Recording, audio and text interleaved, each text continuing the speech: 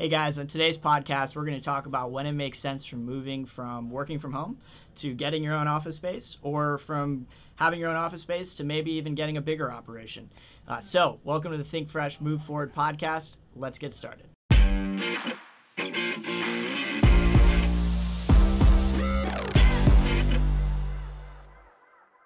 All right, big question. At what point, if you're a business operator, or do you guys feel like you need a premises, or you need you need an office, you need to get out of the house? At what point does that make financial sense to you guys? A dedicated space, essentially. Dedicated space, sure. Yeah.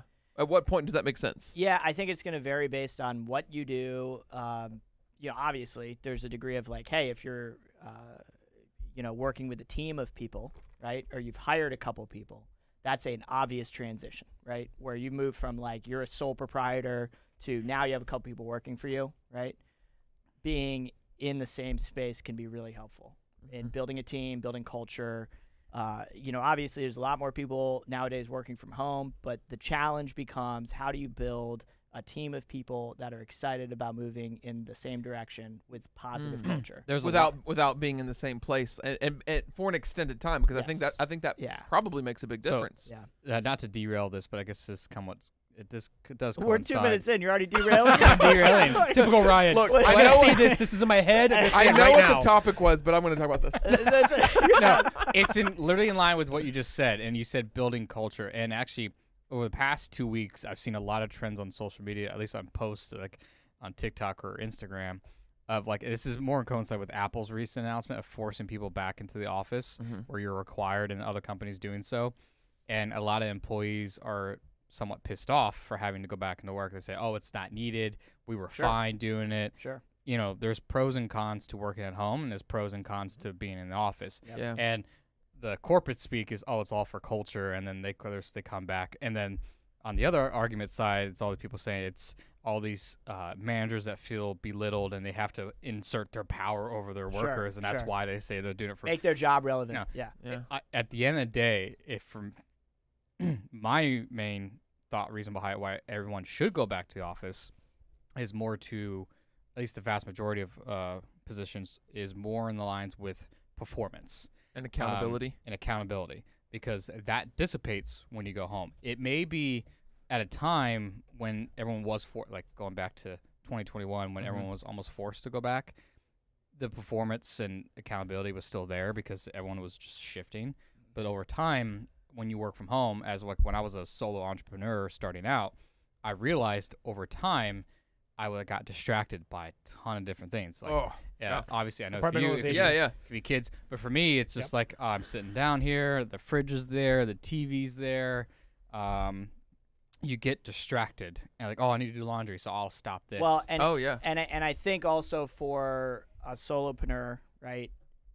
Even if they haven't hired employees yet, the idea of having a dedicated space that's only for work, and then your home, and those two spaces being separated, gives you more a degree of, outside the business lifestyle. Compartmentalization. Right? So, and you're not always thinking about it. Now, don't get me wrong. If you're a solopreneur and you're starting something from scratch and you're bootstrapping it, you're probably thinking about it all the time anyways, at home, everywhere, whatever. But having some kind of physical distance between where you're working and where you're spending time with family or your definitely makes a difference. So, and again, every person's different on how they operate and what motivates them and what pushes them. So, but when I was working from home, the vast majority, the first 5 years of being a solopreneur, I got a 2-bedroom apartment thinking I was going to make 1 bedroom as an office. Nope. It turned to a storage room. And I used Apple boxes. So I was overpaying. Yes. Apple product boxes. Apple boxes around him. And a bunch of other random boxes of products because I had my Stratos business as well. So it just became a storage room that had a bathroom. I think it's really, really interesting. Go ahead. But I realized I was overpaying for it was a nice apartment. It had a nice view of the city, Richmond City skyline, and blah blah blah. I was like, and my performance was, I noticed like my sales were going down. Like I need a change of environment, something. And I found co-working was this new thing. So WeWork is the big name in the game, but WeWork is not here in Richmond. There's a place called Gather that had just started, and it started growing big. I got a dedicated desk at Gather. My sales and performance, I didn't say, we're close to almost 50% increase in production because I was around. It was giving actual financial benefit. The company, just that, they I weren't would giving. also say that you're spending money on it puts a fire under your ass. Like, Right. I'm here, I'm paying to be here.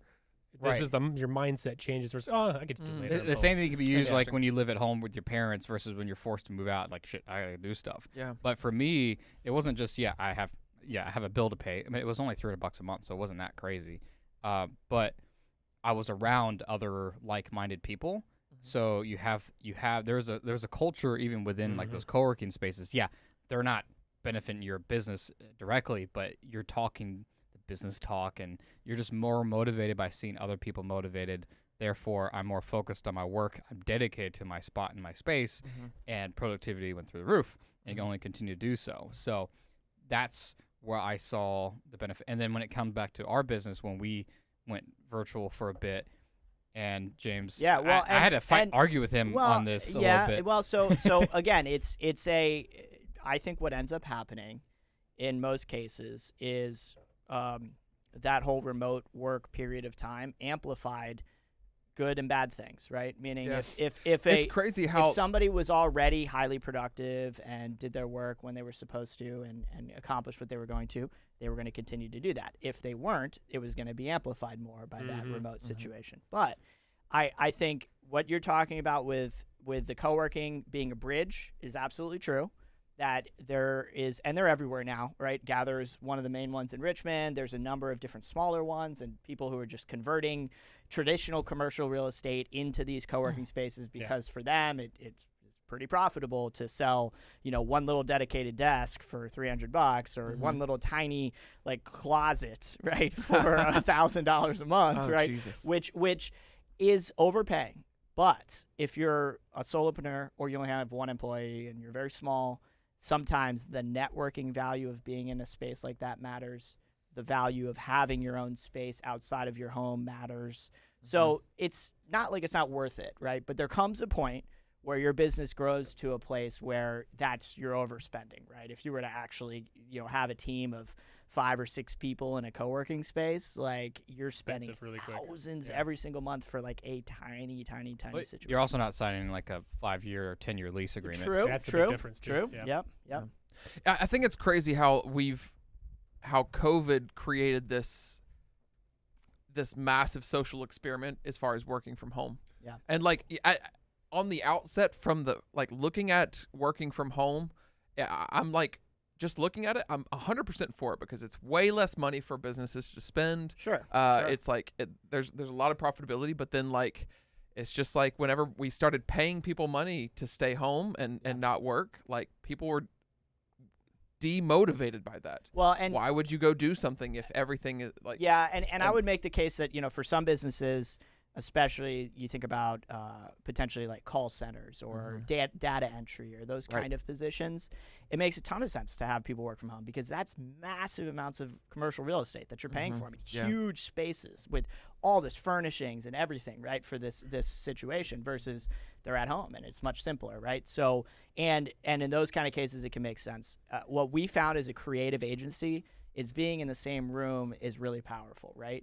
Because there's also a lot of small conversations that happen, right, that build relationships with people. But you're Even on Zoom. interworking with people too, and that's the difference in a call center. They're not interworking so much. Totally, they're right. not dependent on what the person next to them says or does. Exactly. Yeah. Whereas Everything's from from a team script, you totally environments, are. team environments, it matters more. Yeah, definitely. So That's- Sparks interest, sparks creativity. Having And- those and small you know, it's- conversations. I think personality plays maybe one of the biggest roles because I shoot houses a lot, right? And I go into houses where people have really and really when nice you say houses. shoot, you're like photography. Yes. So I'll go into these houses and You shoot America, Second Amendment. Like James. no, I just go to the 3rd floor, flip it on automatic, and see. Send it. No, But I'll go into Highly like inappropriate. Go on. like I'll go to the third floor of a house, and like they'll have an office, and it's like there'll be like whoever works there. They've been working from home for like 30 years. Yeah. And like I think there's a personality that's 100% fine Sure. with yeah. communicating with people that way, with interacting with people that way. But I don't think that a blanket everyone do this. Oh, Yeah. Yeah. I just don't think that's a And the recipe reason for why success. you've seen a lot of companies push back now, like, oh, you got to come to the office or you're just not going to work. Like Elon Musk. Like, no, it's not fair, one, to the manufacturing people who've had to come to work, and then you get to be at home with your friends and family all day while performance is going down on your end, but they're overperforming. Yeah, you can hissy fit all you want. And I think that's part of the divide between like blue collar like trade people during this whole situation, plus like then like white collar office people, right? And that there's a sense that there was a disconnect there between Michael those Scott two groups. versus Daryl Philbin. There's the warehouse, right, versus the office. That's a good analogy. But and that can breed resentment, right? To your point, right? There's a certain Building that degree of culture. jobs, like service oriented jobs and trade related jobs, that through all of this have had to continue to like show up and do their thing, right? Versus people in more office white collar. There's this weird level of self-entitlement of like, especially with recent college grads, the second they get out of college expecting $100,000 salary,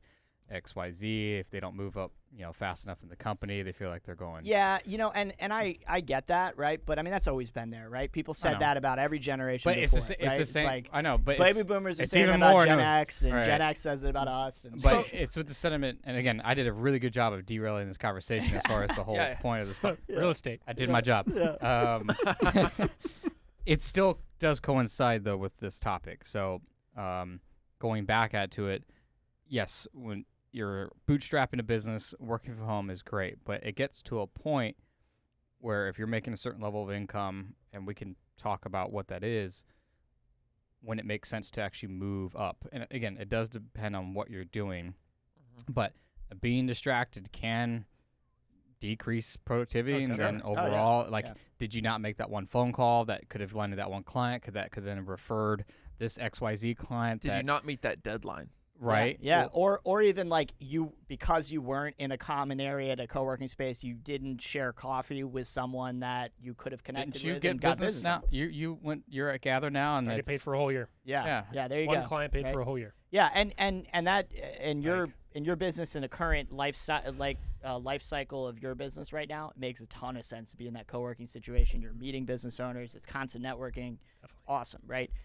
And then I think what's interesting to talk about is where you make the leap from like, okay, you have a co-working dedicated desk or private office, or you're just co-working in a space, to when do you actually get your own space in a building somewhere, right? And there's advantages and disadvantages to that, right? You lose some of the like relationship building and networking in that environment, but if you have a team, a handful of people now, there's some value in being in a space that you can build your own culture, right? And spend less but get a lot more, right? Or spend maybe a little more but get a lot more. Yeah, right? In square footage. When we were at Gather, we had an office. It was just me and James at first. So smaller than this room. Well, first I had a dedicated desk, and then we started Fresh Move.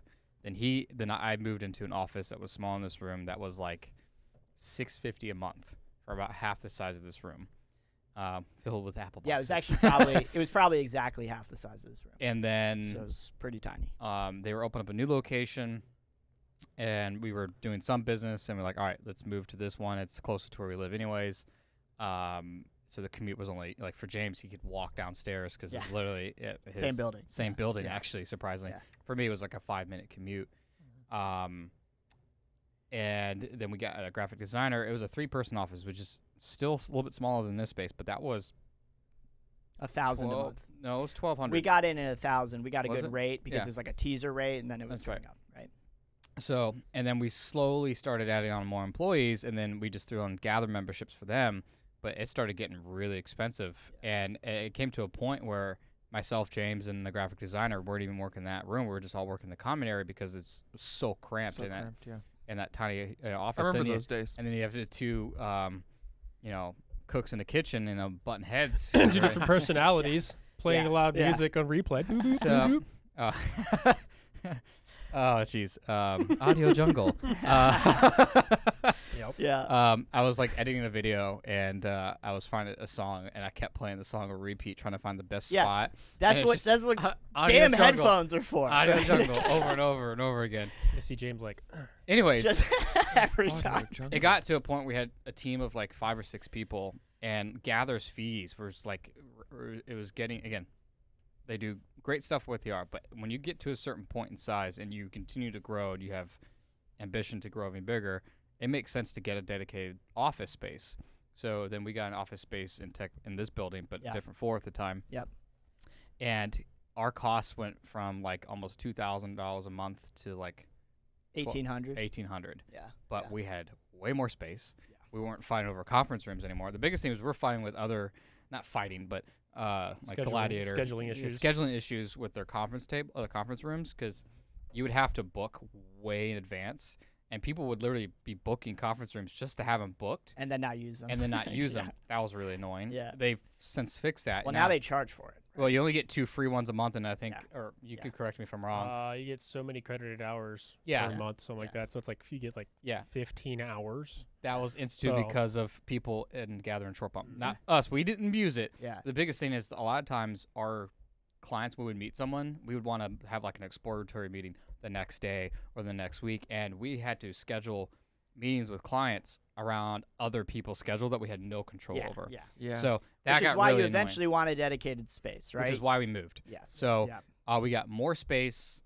for lower cost, and we weren't fighting over the conference room, and it just made sense. Yeah, I think it would be valuable if we offered a little bit of advice for, let's say, a business owner is trying to make that leap, right, to go from co-working to finding their own space, right? And in my experience, and I've done this for a couple businesses a lot of times, and I've rented everything from like a kind of crappy C style building, right, to B or A. Well, before you office get to that, space, what right? does that even mean? Yeah, A, B, so and C? so you have A, B, and C as far as quality of office, right? And C is going to be like, a lot of times mixed warehouse, right? Or like kind of an older building that's not Yeah, great. like a storefront or something like that. Well, storefront, many times is like more expensive, right? If it's walk-in storefront in a strip mall, that's actually really expensive space because of all the foot traffic, right? But I'm talking about a place that's off the beaten path, lower quality building, right? Okay. And again, there's some finer points to this that I'm not into. A professional broker, commercial broker, would be able to add more detail to this. But B is going to be like a majority of commercial space that's out there in different office buildings, right?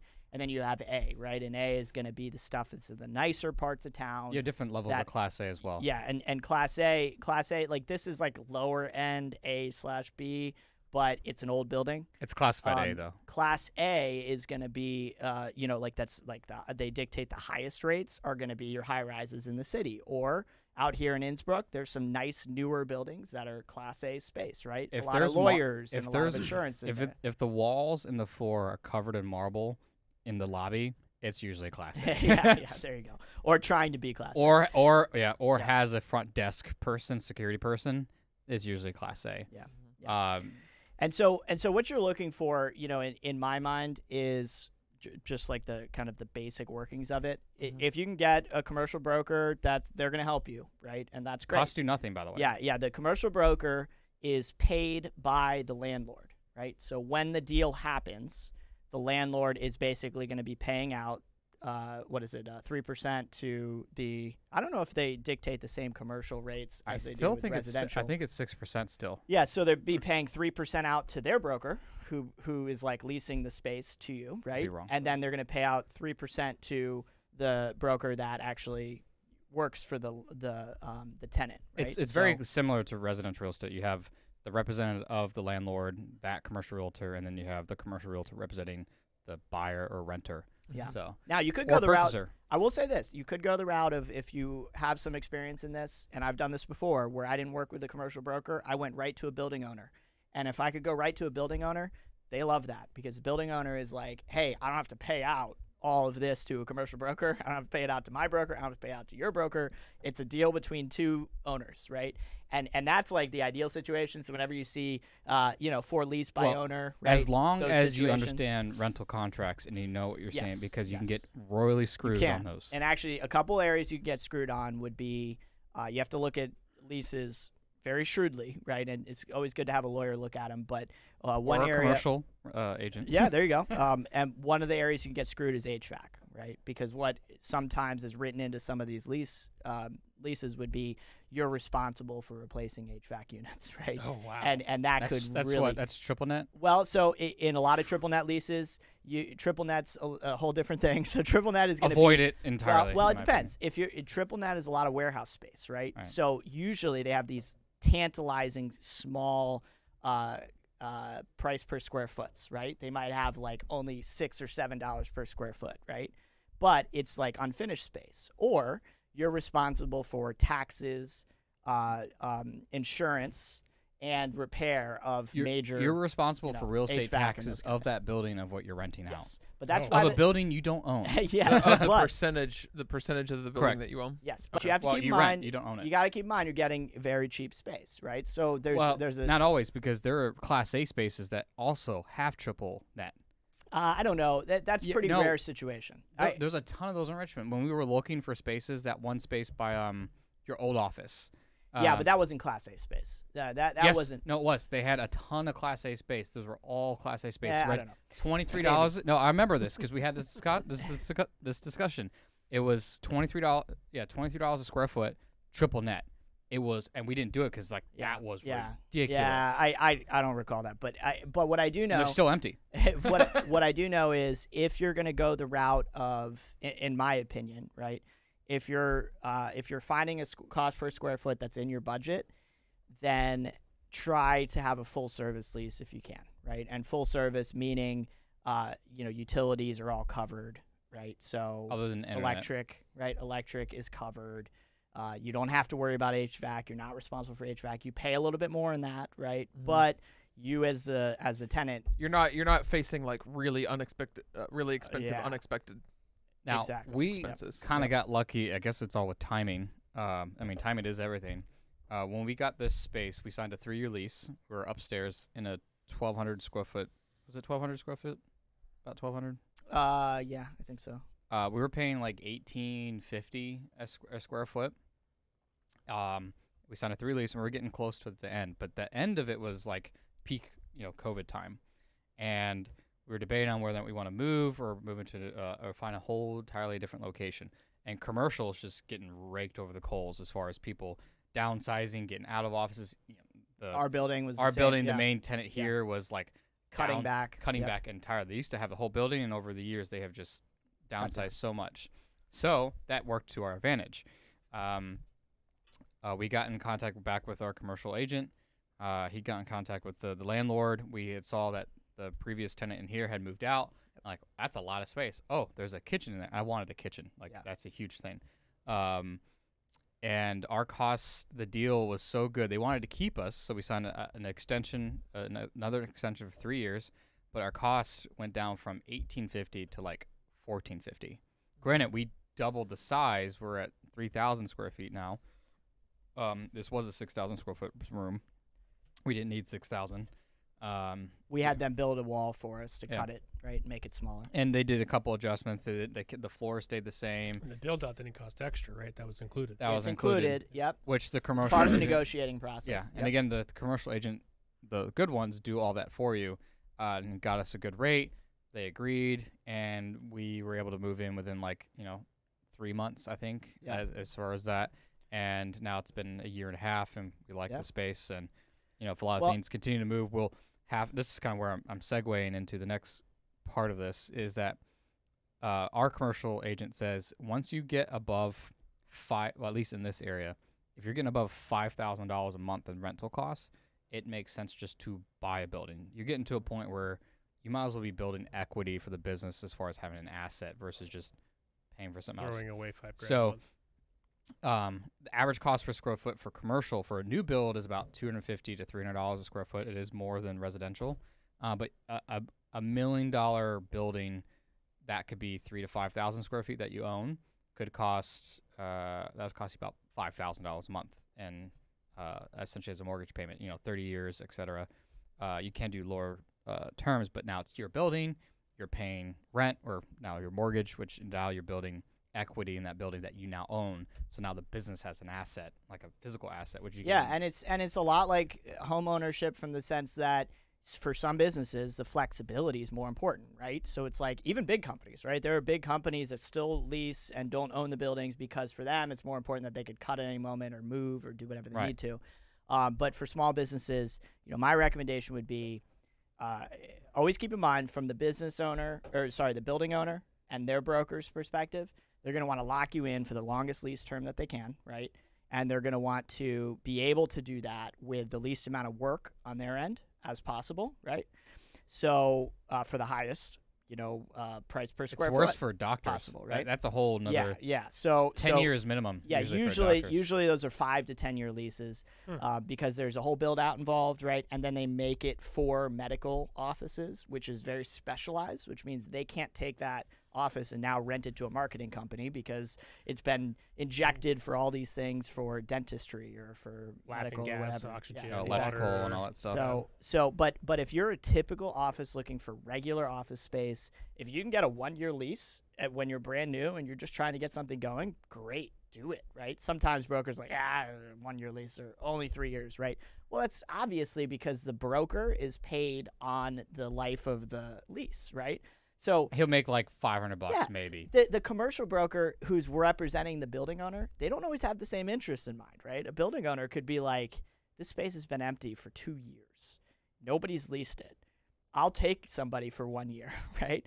But from the broker's There's perspective, no expense from the broker. Yeah, the broker's like, I'd rather hold out for somebody that's going to give me a 3-year lease, right, or a 5-year lease than somebody who's just going to do a 1-year lease. I'm not going to make much from a 1-year lease. There are some brokers or owners of commercial real estate that are so big that they don't care if they go unleased. So, for example, Willow Lawn, where James lives, there's a no. Not Willow Lawn. West Broad Village. West Broad Village, where he's at. Yeah. Word vomit. There's a ton of those spaces. Have you been there recently? That have storefronts that have never ever been filled. Since the inception of. But they can afford to, right? And they don't care. But a typical building owner that's got a small building that's got maybe 8 to 10 spaces to rent within their building and some off the beaten path place, they're just trying to fill the space because every month that goes by that they're not collecting rent from someone, they're hurting. Like when Spirit Halloween rolls into town for for that 2-month lease that they're there. Yeah, that's building like owners. The traveling circus, right? Yeah. So it's that one short amount of time that it's for it's crazy Stock that up with a store is designed around one holiday. Yeah, that's funny. And but again, they're not signing year-long leases. They might sign it. And the build-out for Halloween. When's the last time you've been in one of those stores? I don't know. It's literally just wire mesh. Yeah, like they're just.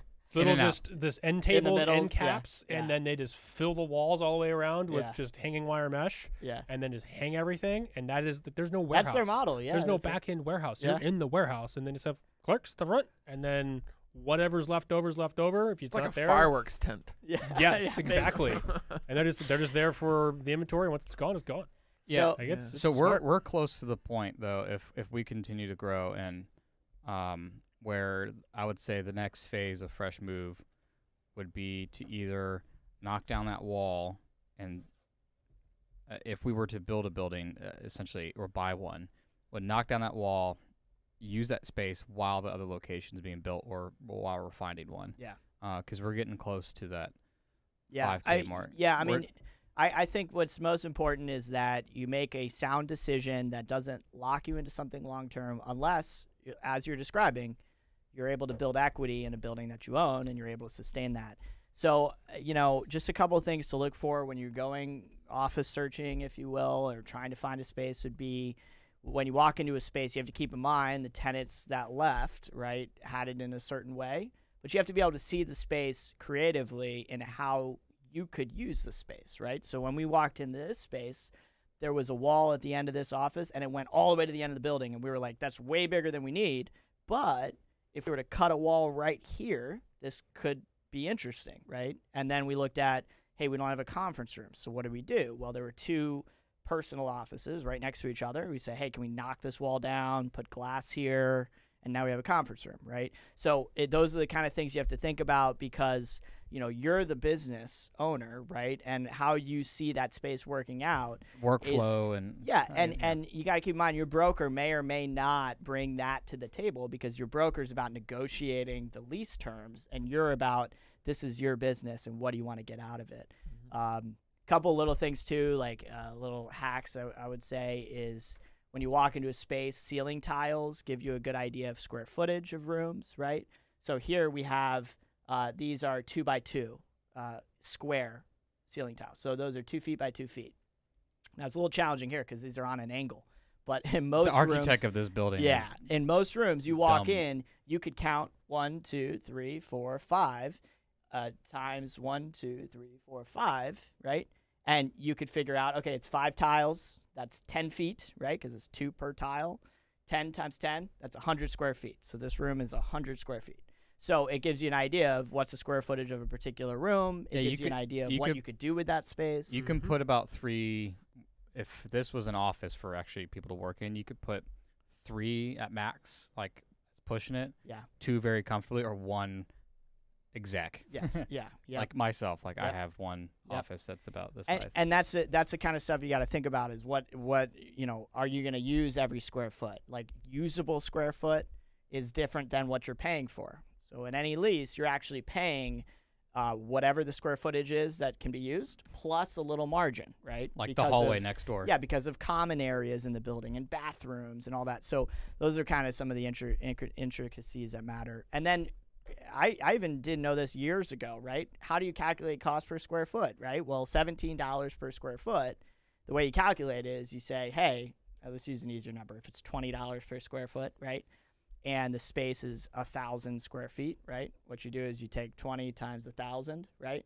And then you divide it by 12 months, and that's what your monthly payment would be, right? So that's just it gives you an idea of, oh, okay, so this is what we need to fit into our budget. It's every $23 grand a month. Oh my god. No. Yeah, so you divide it by 12. But yeah, I mean, so those are all thoughts that go into your mind when you're deciding to scale and grow your business, in my opinion. It does, at the end of the day, it's what makes sense for you and your business, but productivity does play a huge role when you move out of your house. Yeah, I'll definitely say that. And I've been trying to tell him for like, dude, you gotta get a dedicated space. The startup that I worked with in the UK, Creatorsphere, like for the remote stuff, right? So even when we were doing remote, there was actually a digital space called Kumo Space. And it's like you had little digital avatars, whatever, and you had your little camera on there, but it was mandatory. It was a policy of the organization that you had to be logged in. So we were in virtual office space. So at any moment, you can come over and be like, hey, what are you doing? What are you working on? Why isn't this done? So you had that ability to do shoulder touching. That's worse than I think you get interrupted a lot. Well, I mean, you can mute yourself and Yeah, whatever, and you can yeah. actually have little huddles where people could, like, you had like this little proximity circle, and people couldn't come in unless it was pass protected. Could you make like a the little software like a little, app was really That's well interesting. designed. Could you make it like a little bot that would respond to hear someone and you just have pre-recorded messages? Sounds like an MMORPG. Oh yeah, I mean, it had the same look and feel with it. You can put like little TVs, Little you can get mini little drinks. Web3 type stuff. You can have, right? I mean, kind of, yeah. You had like little like Flashback to bartenders. last You can week's click on it, podcast. and people can get little drinks like martinis and stuff. Like, oh, it's happy hour, like whatever. Like you can have meetings and share screens on there. It's really cool, especially you want to do like town halls. Everyone just join the meeting, and everyone, you're not in like a Google meeting where you're like, all right, is Dave here? Like, no, you can, like, you had a whole list. But for the ability to do that during COVID was awesome. We had international employees. We had people in India, Afghanistan, Pakistan. We had people in Africa, Cape Cod, and there was the ability for everyone around the world to just come into a virtual space. And even when we had going for the first Crazy round, how all that fast forwarded our ability to work remotely. right? And then we were in pre-seeding for Series A. We were looking for office space for the execs because the investors still wanted the execs and any director level employees to be in office space. Yep. So it wasn't even our decision. They're like, if we're going to give you $4 million, like, you're going to get an office in this city. I should invest in Like, Zoom so- stock. That's I right? missed that opportunity. But to his point as well, productivity, mine is compartmentalization. My military mindset, I work 8 to 5, very dedicated to my time, right? And it's like, this is my time to do X. And then after that, I don't think about anything else because that's burnout, and you just continuously think about it. Like, I know I'm here to do this, and then I'm here to spend time with my family.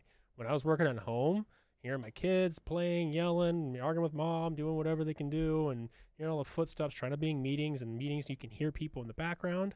Wasn't productive. Or if you're in a Zoom meeting with a prospective client. Oh, kids. I understand some people at a time were willing to deal with it, but nowadays it's gone back to like if you're in a prospective meeting and a kid hops in, and it's just like. Yeah, it could be stressful. Yeah, it depends on. Oh, if it's the prospective client, I don't care, right? Because I'm trying to sell them, so it's whatever. But Right. if it's on a Zoom, but also from a closing ratio, our closing ratio when it comes to closing a client to get them signed up is far higher when they come to the office. Definitely. Drastically higher. Yeah, and I think though Definitely. I will say that matters a lot in what kind of service or product you're offering, right? Because it's part of our value proposition to a lot of the local businesses is we're here, we're local, we can sit across the table and we can hash it out, right? That's not the case for every product or service. If you're in software sales, right, that's not as important, right? Doing Zoom calls and closing business over Zoom is what you do, right? Because they're in New York, right? And I've you had need to some close businesses. I just send them a proposal. And just Yeah. like, here you go. No, Like, there I've you go. never even Yeah, had a discovery yeah. meeting. It's like, Well- hey, I manage your computers. This is what I do. Yeah. And then that's it. Well, and And they're like, oh, especially IT space, Mhm. right? Data security, right? If you're having those kind of conversations, then they're all remote, right? pretty But much. You're absolutely right. When you're offering a service like yours, which is much more hands-on, right? Yeah. Or ours, which is like a creative conversation, right? Man, like being in the same room with someone has an impact. Yeah, because Yeah. some of the pitch meetings we've had over Zoom, I'll say it's, this- it's hard to because I like to read people's faces and expressions, and my way I handle an objection Body or a language tells client. you a lot. When you're in sales for 10 years, especially direct sales, you learn a lot just by watching someone's how they move Oh, and yeah. how their tone of voice, and sometimes Zoom just kind of nullifies that, or they have like on Zoom you can do like the improved picture quality, and it makes you look better than you're probably just some ugly smug on the other side. But it does affect your way to responding to someone, because someone might make a weird grin, but you didn't see it because Zoom is somehow blocking Sure. it slightly. Yeah. Just those little, like you said, micro expressions that you notice. Like you say something, and it kind of like you might miss that on a Zoom They call. shift in their chair a little bit. They more like Right. crossing their arms, whatever. You can't see that stuff. Yeah. Yeah. Oh, yeah. Also, you don't know if they're even paying attention to what you're saying or whether they're just looking Yeah. at the computer, right? Yelling at their So- kids. Like Yeah. on the networking group that I'm in, we've do 2 week. The first 2 weeks are in person, and the last 2 weeks are Zoom calls. We do it once a week, and I am tuned out 100% on these Zoom calls. I'm like on my phone. Oh, it's my turn to talk. Okay.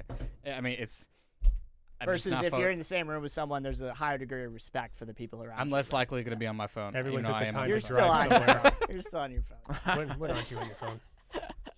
I remember there was this one time where I went to your group, right? And you're literally typing out a text message, and you didn't realize, but every freaking time you clicked a letter, it was like your phone was like, right? And I'm like, dude, you need to stop. I literally sent him a message in the meeting. I'm like, stop texting. People around you are noticing. And they're looking up. Like, Just mad at somebody, man. what the? It was worse than an email, because I forget what it I was. don't know how but- you couldn't hear it. I don't know. He was in the zone. He was yelling at somebody via table. No, we were closing a deal. Oh. So you're welcome. So Aaron, are you thinking about He's the last one. making that jump, or like, So- what's your hesitation? Well, right now? here's the issue. Like I'm so as a photo video guy, I can pretty much almost indefinitely stay in a house. Sure. I can do that, and so I've toyed with the idea of building just like a small office in the backyard. Mhm. I've toyed with the idea of co-working, because like there's a big disadvantage for me when dealing with appointment-based work.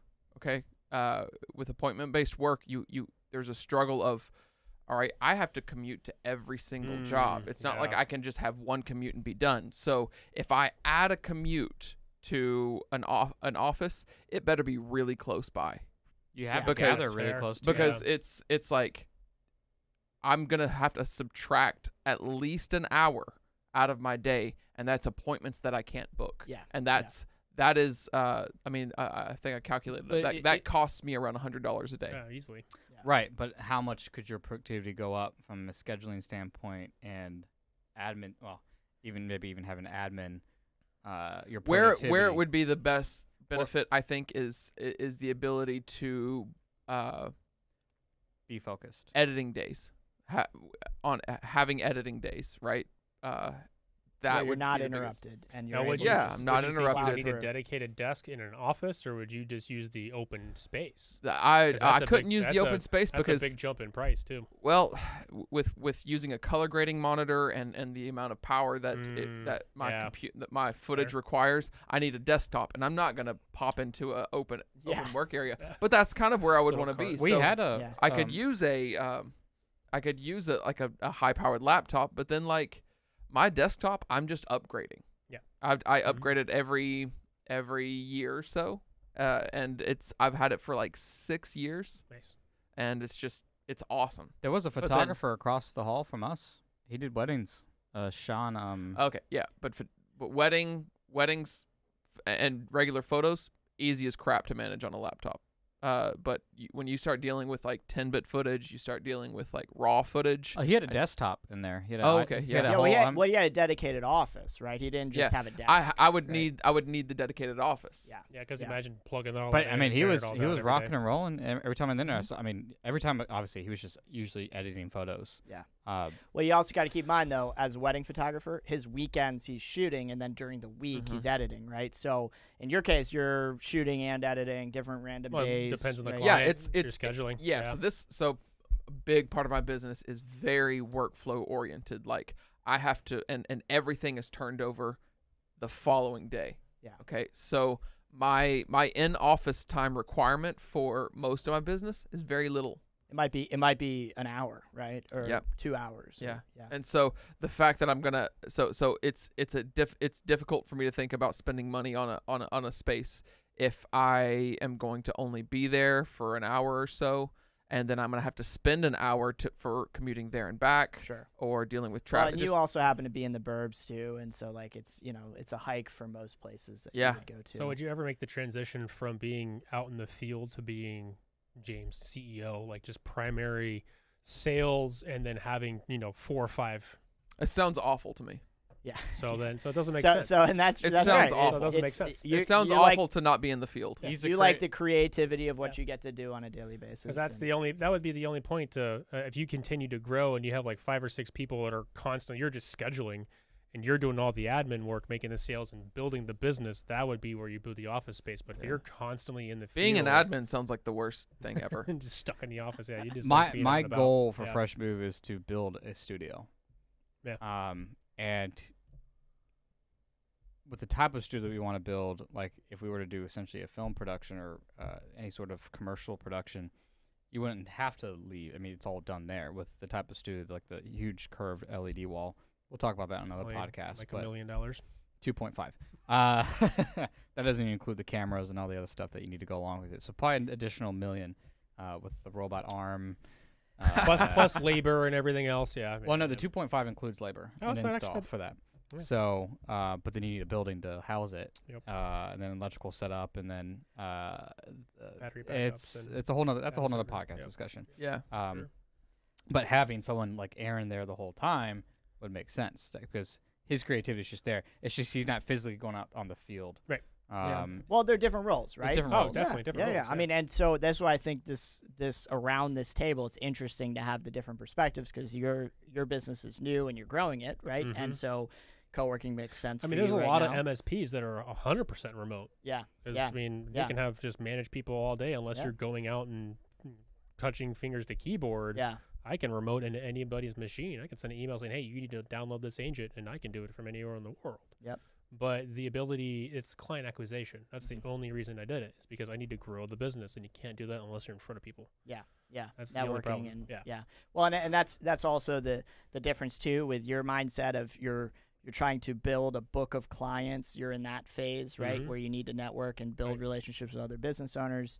You've built a book of clients with real estate agents, right, and that was over the course of years, right, and 7. now your business 7 years, right, so you're in a different place and it totally makes sense that maybe getting a space never makes sense for you, right? Based on what you enjoy doing. Yeah, there are right? not tiny homes. But you yeah, can there's have, like, different office kinds of homes. photography, and Yeah. that real estate photography it just for the day to day, it just doesn't make sense to have a centralized office unless like you're in there. Because like even let's say I build the team, okay, and I've got 2 people that work for me, but building that team, like those people are coming and going too. Yeah. We're never together. They don't really need a home base because you're just taking them right to Yeah, projects. once again, I'm adding another hour to something to their Is their it all clock. your equipment, or is it someone? Do they use their own equipment as well? Is it all? It's a mix. It's It's a a mix. mix. Some of them come. Yeah, 'cause some of them. that would be the only other Do thing you that have makes them sense for sign, me would be security. You have any Everything is policy one set spot. up where they sign like a BYOD, so if they happen to break a camera on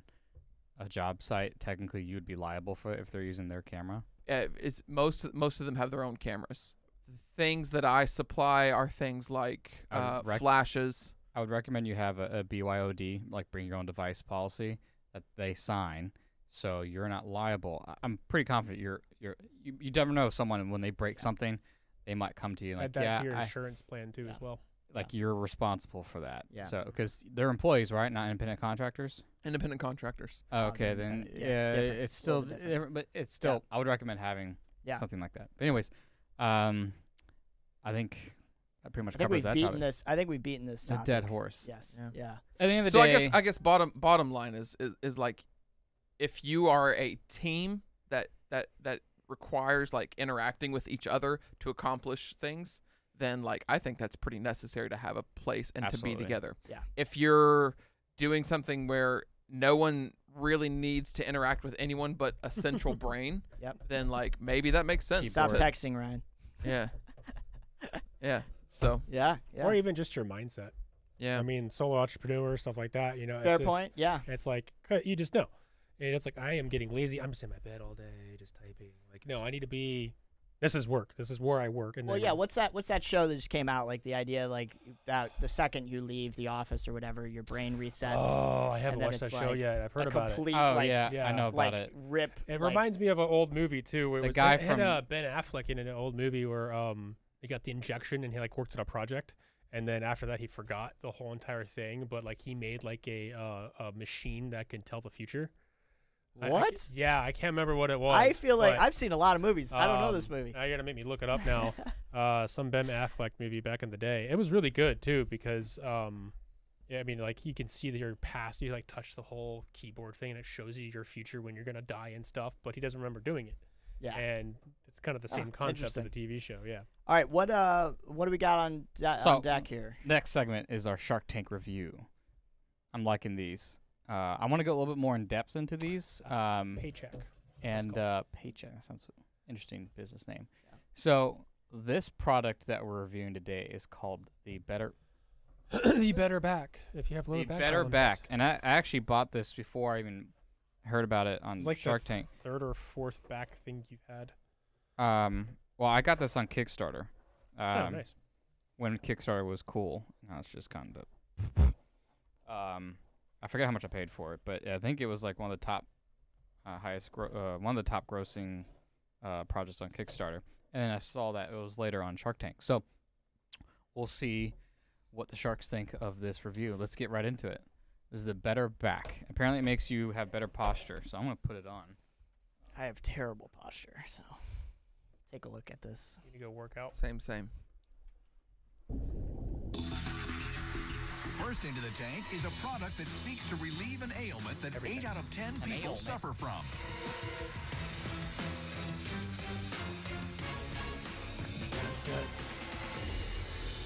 I will never not sing this song. Hi, Sharks. It's great to meet you guys today. My name is Catherine Krug, and I'm the creator of Better Back. Today, I'm seeking a $750,000 investment for a 7.5 equity stake in my company. Build Better Back. Oh, that's $10 So, million Sharks, check your she's posture gave right herself. now. I'm especially looking at you, Cuban. Yeah, what can I say? It turns out that we sit for over 9 hours every single day. And because of the I way like how we're all of us doing started it, sitting up hunched straight. and rounded Yeah. towards our work and our technology, I'm it thinking means about it, 8 yeah. out of every 10 people you know will have back pain in their lives. My back pain started over 3 years ago, and I have spent so much time and money trying dozens of products and therapies, and I couldn't find anything Go that just chiropractor. worked. Does it work? So I made Better Back. Better Back allows you to effortlessly sit in perfect posture, easing back pain So I'm using it and now. retraining your body's default posture. You have so it when on you right now? stand Okay. or sit without Better Back, your posture is greatly improved. My back It's is hurting lightweight even and more now. portable, so you can throw it in your bag and make not used to every sitting like single this. chair ergonomic. Better Back is just the start. I'm on a mission to disrupt the orthopedic aisle and help people not just have better backs, but to live better. So Sharks, who's got my back? Can you pause it real I want quick? to try it on. Yes, great. I've got I'm just astounded by the $10 million valuation, 750K for 7.5%. That's a Sorry. big ask. Well, granted- hopefully we'll hear what they're doing in sales, right? Right. So, continue. got samples for you guys. Was this after the Kickstarter? Yes. Start with you guys here. This is And we Maurice. do what Yes, he thank you did. so much. How much did they You raise? put it Yeah. over your knees I forget. and then around It's your kind of cool back. packaging. exactly It's right. all I'll in like walk a you little guys pouch, through it. right? Yeah, it's made for easy for travel. So, you guys will start by placing 2 feet flat on the floor, which is just great Oh, ergonomics. Next, you'll notice the up arrow. So that's the side that goes up. So you'll wrap the back pad around your back, Okay. and you'll wrap the knee pads around your knees. After you put it on the first time, it gets much easier and faster to put it on. The best thing to do is once the knee pads are over your knee, if it's loose enough, you'll want to lean forward and pull on the adjustable straps while you sit up, which should put you in a really supportive position. 1.2 million. It was pretty intimidating putting it on or seeing it. It seemed Ah, like it shut was up. complicated what goes where. Once it's on, I have to tell you, it's like you can totally relax. Yay. The whole of your back is in perfect position. I love it. Who's this gentleman sitting here? He is my hunky model, my fiance. Congratulations. So tell us how it started. Yeah. So I was building my last startup, and I was working the 14 hours a day, 6 days a week grind. And just the act of rounding towards my laptop for so Wonder what she many was hours a doing day 14 set hours a day. off terrible sciatica pain. And I tried dozens of products, and they all had some really great components, but nothing was a full solution. A buddy of mine was in industrial design. We came Oh, up with a that's nice. prototype that did help me Save a lot of money sit there. and alleviate Yeah. a lot of the pain that I experienced. So I launched my product on Kickstarter in April. I had a $12,500 funding goal. I ended up selling 100 times my funding goal.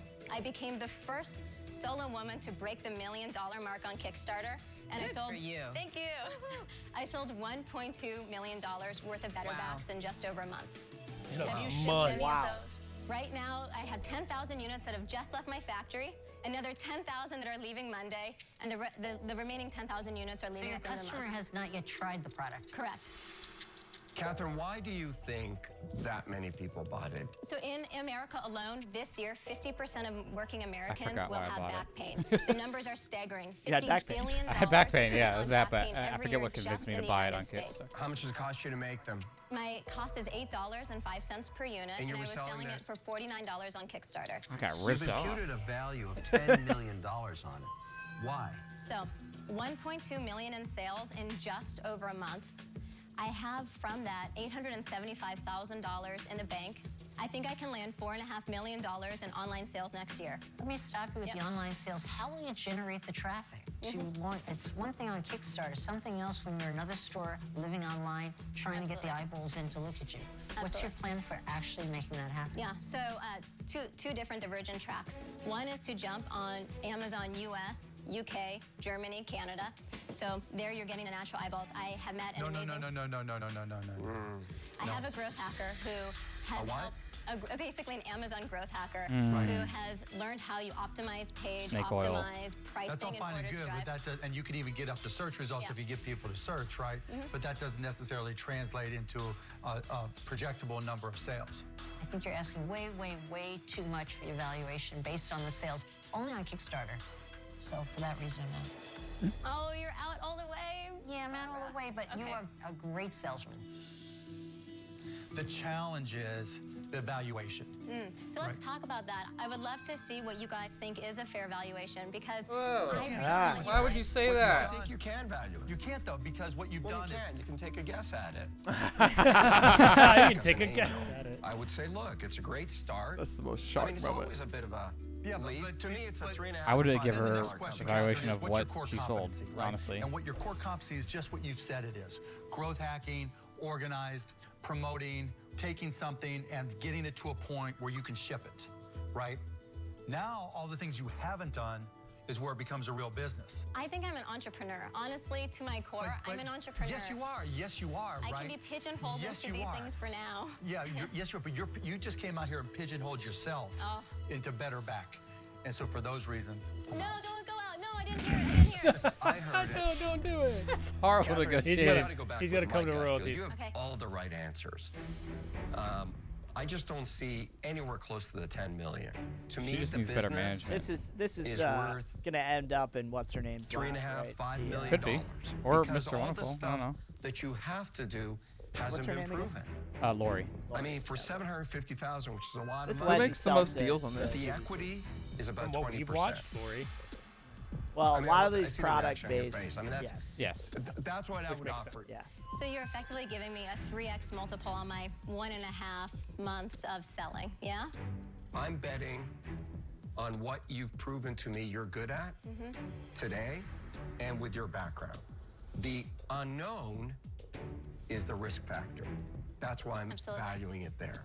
Catherine, Because give you us have to some That guy actually reminds me of one of our experience. clients. So that valuation is 7 3.75. million. It's not Yep. unreasonable. I'll make an offer, but I'm actually looking at this. Here a little comes the different. royalties. I'll do it for 25% because of the amount of work I'm going to have to do. Oh, wow. And the people that work. So you're giving her a worse offer. It may be worse, it may be better. Well, my offer certainly looks better now, doesn't it? Lori. Guess what time it is, Robert? What time is it, Lauren? I'm out. It's deal time. Yeah, Oh. this is, she wants it, and she, Lori's. I think she just wants to hear what they have to say. Two sharks are out. Catherine has 2 offers on the table for her posture Wait, corrector, can you hit pause real Better quick? Back. But Lori also You guys have seen How It's Made? on the History Yes. Channel? Yes. It I- sounds like I think it's the same guy. I think it's the same guy's voice. That just hit It might me. be. It might It be, might yeah. be. All right, just a weird nostalgia moment I had. Love that show. Today we're reviewing how the Dunkin' Donuts is made. seems interested.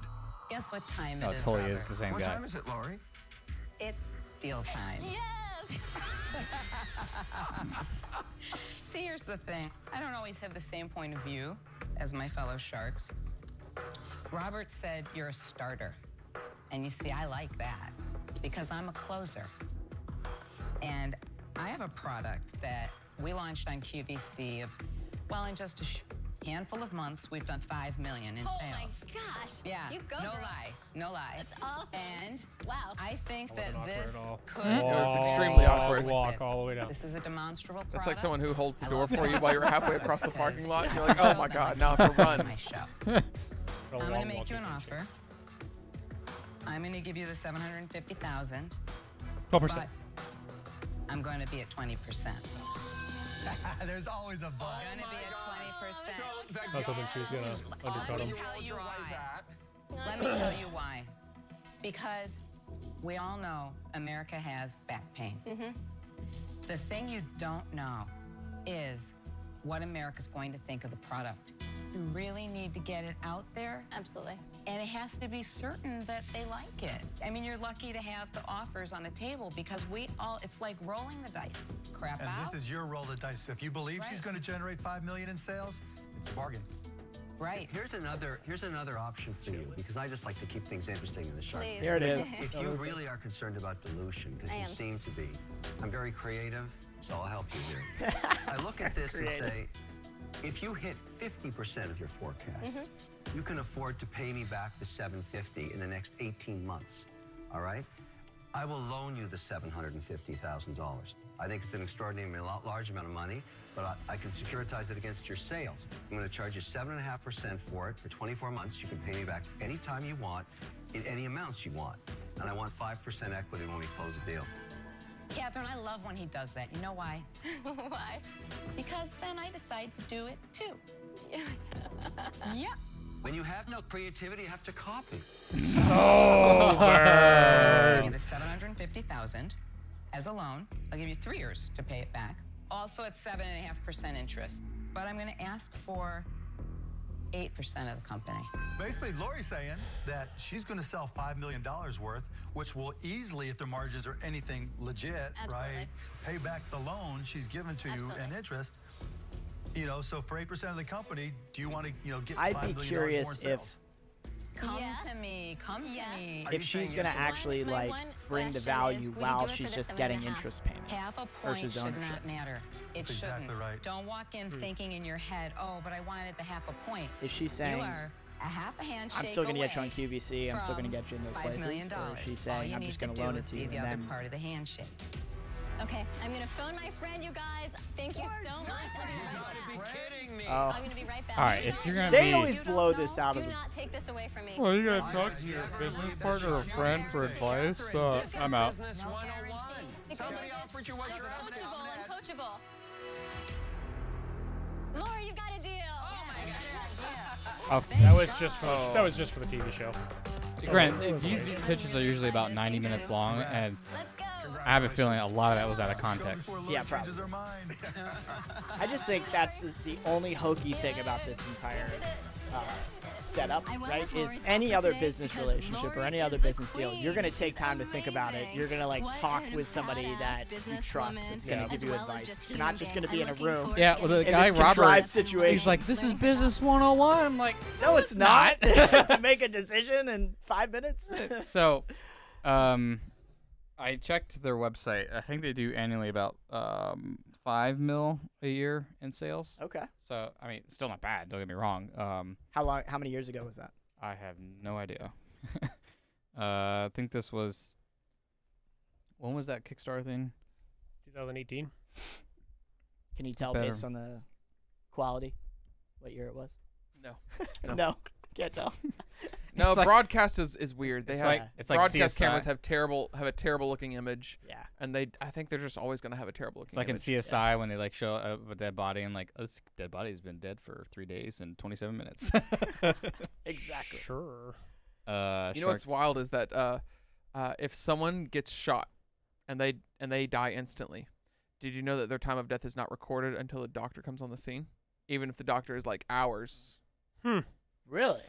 Interesting. They are not dead Again, I derailed legally the conversation. until the doctor Um, says they're dead. Makes sense. 2016 is when it was on Shark Tank. So, but I saw a video with, I think Kevin O'Leary did get involved at a later point because he was on QVC promoting this product. Huh. A few years later. So I think, because a lot of times these deals change afterwards or fall through, or it seems like it was all fine and dandy, and then they do like their due diligence when the business 101 stuff actually matters. Yeah. They Where it's actually look into the business. yeah, to look at the paperwork, look at the business owner, blah blah blah, and actually see the physical numbers in a bank account. Don't they now give up equity no matter what, just being on I the show? I believe so, but I can't find definitive proof. I remember meeting someone that was, I forget who it was, that did a Shark Tank thing. They said that was a thing Yeah. of it, where Yeah. ABC owns a portion of the sales, whether or not the deal is done or not. I don't know. Because of the bump you get from Shark Tank They did exposure. they did a study that regardless if you get a deal or not, the advertising budget alone is like you spending $1 million. Yeah, we talked about that last time. Yeah, because there are people who literally get on the sole intention of getting on Shark Tank, Get the just exposure. to get the exposure, Yeah. and can care less. Like the ones that are really like asshole-ish towards the sharks, they have no desire to work with them. They're just like F you, F you, F you, F you. And they know they don't want to do a deal, but they know their product is great. They're just solely there to have the Shark Tank view, or as seen as Shark Tank. Like the as seen on TV is dissipated. Now it's as seen on As Shark seen Tank. on Shark Tank. Yeah. It's simply just it's shifted. So, I mean, I like it. It's my back's actually not hurting as much now as I've. Well, you're only kept it supposed to on. wear it for like 15 minutes a day. You're not supposed to wear it like Is all that the right? time. Yeah. Is that what it supposed- says? Yeah, it's on their website. Interesting. I still like mean, my if you wear that brace chiropractor. all the time, Yeah, you're gonna get. yeah. I mean, it's like wearing a cast. Mhm. You know, you're gonna get muscle atrophy. So it's just to help that muscle memory to stick your pelvis forward and actually sit up straight. Yeah. So if you wear that more than 15 So minutes, it's a day, more. It's more probably- just about creating a habit, or yeah. It also is that muscle memory. Because Yeah. after you just get lazy. You're just sitting Yeah. like this. Like it just muscle memory. Interesting. It is kind of bulky. I will say that, but Is it comfortable? Like, I mean, the Yeah. cushion like yeah, is no, nice. And it's not like this is unbearable or like I'm sitting in like a weird chair. I mean, if you want to try it. Yeah, I don't. I have terrible posture, but I don't know that this helps your posture necessarily. This Yeah, just, that's what's the whole point of it. Well, I think, I mean, if you're only wearing it for 15 minutes a day, then you can slip back into bad posture. It's right? upside down, but okay. You see the Oh, this side up. Okay. front-facing enemy. Kaboom. All right, let's see. And then you put it on your knee. Knee pads. Yeah, you can adjust it. Yeah. And it like forces you. Making bubbles over there. All right, there. Okay. I've used this like twice, and I've had it since like 2015. This one side is like. Because I bought on Kickstarter, so I was one of those people that never got their product right away. It took a while. Things on Kickstarter, those projects sometimes you could. Vast majority of them, a lot of times you don't even get your product. You're just doing. Really? Yeah. Actually, there's a few that I've bought. I mean, I think I it's doing something because I am sitting up more straight. I don't know. I feel like I'm on a swing, is what I feel like, because my like knees are like hanging down. You do notice that you're not. You have that. You know for the fact now you're not slouching. Here's the thing: if I was sitting in a chair where I could put my feet flat, I need to be able to do that. Because right now I'm sitting in this chair like Kevin Hart with my legs dangling, like not touching the ground. Oh, it's one with this with Snoop Dogg. Yeah, and, yeah. The legs. Yeah, it'll go down a little bit. Yeah, it's yeah. Anyways, all right. Well, what do you guys think of it? I like it. I Cody, bought it. you sit at a desk like all day. Would you buy it? No. No. Maybe I'm wearing it wrong too. I just hate having stuff. I don't want to buy things that I have to store and keep up with and think about using. Like I don't even bring headphones into the gym because I don't want to fiddle with them. Like I don't rig any of my cameras out. Well, that's why you get the AirPod Max ones, dude. They're nice. Yeah, I have. It's not AirPods, but it's like an off-brand. I have Bluetooth headphones, and I'm just like, God, nope. I'm just gonna walk in without anything. Yeah. Well, I'm with you. I don't like things either. Yeah. Yeah, you just lose them. Like that one lifetime, color Stratos product that you lost at the gym. I appreciate the gesture. It was a very nice gift. Right. Yeah, and you lost it. So our next episode, we're going to be talking about why your website matters, talking about design. You guys don't really know anything about websites, though, do you? No, I know absolutely nothing. I never sold a website in my life. Yeah. I got a meme for us, too, by the way, if you want to pull it up there. Yep. I just stuck it up on there. Shark. Literally just put it in chat, so. Oh, yeah. But no, I wouldn't buy one because it's a habit forming, but at the same time, it doesn't correct the problem. Yeah.